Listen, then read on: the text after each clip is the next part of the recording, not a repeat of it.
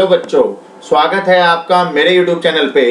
आज हम डिस्कस करेंगे वर्कशीट नंबर 68 जिसकी डेट है 22 सितंबर 2020 और ये कक्षा 6 to 8 जो आपकी कॉमन वर्कशीट आती है वो आपकी यहाँ पर हम डिस्कस करने वाले हैं। सब्जेक्ट है आपका बच्चों ये हिंदी में सामाजिक विज्ञान। ठीक है बच्चों, तो आपको ये SST भी बोल देते हैं इसमें। तो ये हिंदी मीडियम में है। इसी तरह से इंग्लिश मीडियम की भी वर्कशीट मैंने अपने चैनल पे डाली हुई है, आप उसको सुन सकते हो। हमेशा की तरह यहाँ पर विद्यार्थी अपना नाम लिखेंगे और यहाँ पर अपने क्लास टीचर का नाम लिखेंगे। जल्दी से आप सब्सक्राइब कर लीजिए अगर न्यू यूजर है इस चैनल पर, और विद बेल आइकन, जिससे कि आपको नोटिफिकेशन टाइम टू टाइम मिलता रहे। ठीक है बच्चों, तो स्टार्ट कर रहे हैं।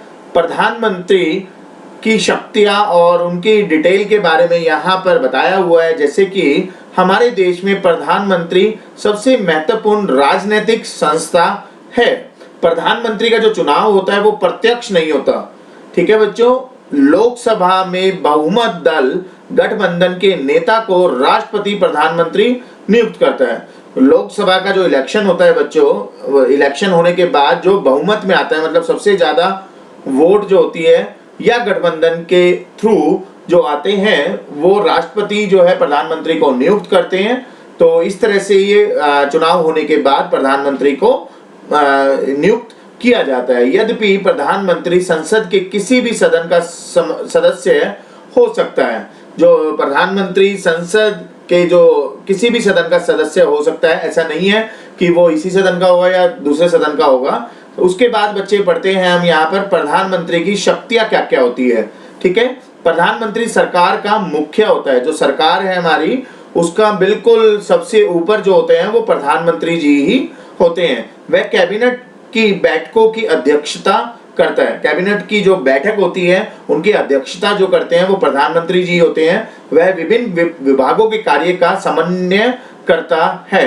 तो अलग अलग विभाग होते हैं, जिस तरह से यू कैन से टेक्सटाइल हो गया, यू कैन से अपना अलग अलग डिपार्टमेंट जो होते हैं, सारी विभागों के कार्य का समन्वय जो होता है वो प्रधानमंत्री जी करते हैं। विभागों के विवाद के मामलों में उसका निर्णय अंतिम माना जाता है।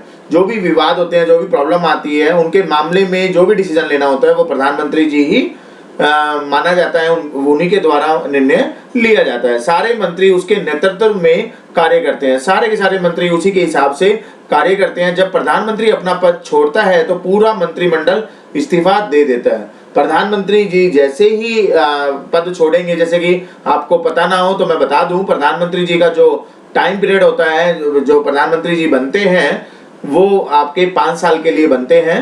तो जैसे ही 5 साल कंप्लीट हो जाते हैं उसके बाद दोबारा से लोकसभा के इलेक्शन होते हैं। उसमें जो बहुमत लेता है या गठबंधन के हिसाब से जो भी सरकार आनी होती है, फिर वो दोबारा से आते हैं। तो मैं ये कहना चाह रहा हूँ कि प्रधानमंत्री जी जैसे ही छोड़ते हैं तो उसका मंत्रिमंडल जितना भी होता है वो इस्तीफा दे देते हैं। भारत में कैबिनेट सबसे अधिक शक्तिशाली संस्था है। तो कैबिनेट के भीतर सबसे प्रभावशाली व्यक्ति प्रधानमंत्री होता है। तो भारत में कैबिनेट जो है सबसे अधिक शक्तिशाली संस्था है, और उसमें जो कैबिनेट में भीतर जो सबसे प्रभावशाली व्यक्ति होता है वो प्रधानमंत्री जी ही होते हैं। ठीक है बच्चों, उसके बाद यहाँ पर लेफ्ट साइड में आपको प्रधानमंत्री जी के, भारत के प्रधानमंत्री जो जो रहे हैं वो सभी के नाम लिखे हुए हैं। जैसे कि पंडित जवाहरलाल नेहरू जी, सबसे पहले जो भारत आजाद हुआ था 15 अगस्त 1947 से 27 मई 1964 तक जो प्रधानमंत्री जी रहे थे वो रहे थे पंडित जवाहरलाल नेहरू जी। उसके बाद आए श्री गुलजारी लाल नंदा, उनका कार्यभार रहा 27 मई 1964 से 9 जून 1964। इस तरह से लाल बहादुर शास्त्री जी आए, उनका कार्यकाल ये रहा। गुलजारी लाल नंदा जी आए, उनका कार्यकाल ये रहा। श्रीमती इंदिरा गांधी जी आई, उनका कार्यकाल ये था। श्री मोरारजी देसाई आए, उनका कार्यकाल ये था। इस तरह से सारे प्रधानमंत्री की लिस्ट यहाँ पर बच्चों दी हुई है। जैसे कि लास्ट में मैं बता दूं, मनमोहन सिंह जी आए 22 मई 2004 से 26 मई 2014 तक। उसके बाद श्री नरेंद्र मोदी जी जो अभी भी है हमारे प्रधानमंत्री, 26 मई 2014 से अब तक जो है वो श्री नरेंद्र सिंह जी मोदी जी है। ठीक है बच्चों, तो ये है हमारे भारत के प्रधानमंत्री की डिटेल। उसके बाद प्रश्न उत्तर है। जैसे कि पहला प्रश्न आ रहा है आपके सामने, मैं स्वतंत्र भारत की एकमात्र महिला प्रधानमंत्री थी, मेरा नाम लिखिए। तो स्वतंत्र भारत की एकमात्र महिला अभी तक प्रधानमंत्री रही है उनका क्या नाम है। आप देख सकते हो लिस्ट में जो एक ही महिला रही है अभी तक, वो है श्रीमती इंदिरा गांधी जी। दोबारा से बनी थी वो श्रीमती इंदिरा गांधी जी, मगर एक ही अभी तक महिला जो है वो प्रधानमंत्री रही है। तो उनका नाम लिखना है बच्चों। तो यहाँ पर इंदिरा गांधी जो थी भारत की पहली महिला प्रधानमंत्री थी। ठीक है बच्चों, तो ये हो जाएगा पहले प्रश्न का उत्तर। दूसरा प्रश्न है आपके सामने, मैं राज्यसभा का सदस्य रहते हुए 10 वर्षों तक भारत का प्रधानमंत्री रहा, परिवारजनों की सहायता से मेरा नाम पता कीजिए। तो जो प्रधानमंत्री जी रहे हैं वो बता रहे हैं कि मैं राज्यसभा का भी सदस्य रहते हुए 10 वर्षों तक भारत का प्रधानमंत्री भी रहा। तो आपको अपने फैमिली मेंबर की हेल्प से उनका नाम पता करना है। जैसे कि मैं आपको यहाँ पर बता रहा हूँ कि 10 वर्ष तक श्री मनमोहन सिंह जी जो है वो राज्यसभा के मेंबर भी रहे हैं और प्रधानमंत्री जी भी रहे हैं। तो उनका कार्यकाल रहा है 22 मई 2004 से 16 मई 2014 तक। ठीक है बच्चों, तो ये यहाँ पर दिया भी हुआ है, आप देख सकते हो लिस्ट के अंदर मनमोहन सिंह जी का के बारे में, और ये राज्यसभा के मेंबर भी रहे हैं। ठीक है बच्चों, उसके बाद है तीसरा प्रश्न, कल्पना कीजिए आप वर्तमान में भारत के प्रधानमंत्री है। आपको कल्पना करनी है, एज्यूम करना है कि आप वर्तमान में करंट में भारत के प्रधानमंत्री है और भारत जो है वो कोरोना जैसी महामारी की सामना कर रहा है। आजकल जो है कोरोना फैला हुआ है, पैंडेमिक आया हुआ है, तो आपको पता है कि ये कोरोना भारत के अंदर आया हुआ है। तो आप इसे दूर करने के लिए क्या क्या कदम उठाते अगर आप भारत के प्रधानमंत्री होते तो यहाँ पर मैंने कुछ लिखे हुए हैं। इस महामारी को रोकने के लिए मैं निम्नलिखित कदम उठाता। कौन कौन से कदम होते? पहला, अपने हाथ अक्सर धोए। ये मैं सभी को बोलता, मैसेज देता कि आप अपने हाथ अक्सर धोते रहे। दूसरा, नजदीकी संपर्क से बचे, मतलब आजकल जो न्यूज में बोल भी रहे हैं सोशल डिस्टेंसिंग बनाए रखे, अब संपर्क में कम आए। ठीक है। तीसरा, दूसरों के आसपास होने पर अपने मुंह और नाक को नकाब से ढक ले।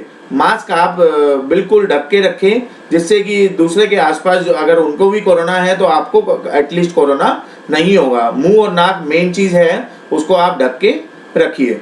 चौथा, स्वच्छ और कीटाणु रहित, मतलब स्वच्छ रहिए और कीटाणु रहित चीजों को फॉलो करते रहिए। मतलब आप कोई भी किसी भी तरह का कीटाणु से चीजें जो है ना खाइए।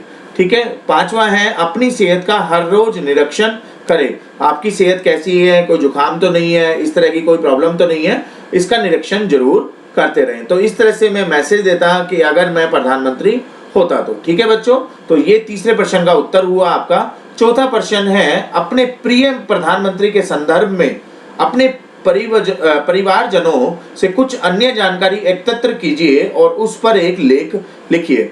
जो यहाँ पर लेफ्ट साइड में आपको प्रधानमंत्री जी की लिस्ट दे रखी है, कुछ प्रधानमंत्री जो पहले रहे हैं, कुछ प्रधानमंत्री बहुत पहले रहे हैं, सभी के बारे में आपको थोड़ा सा पता होना चाहिए। और जो भी सबसे फेवरेट आपके हैं, परिवारजनों से भी पूछ सकते हो आप, और जो भी फेवरेट है उनके बारे में आप लिखिए, जो आपको लगता है कि हाँ ये बहुत अच्छा काम कर रहे हैं और बहुत अच्छा काम कर चुके हैं।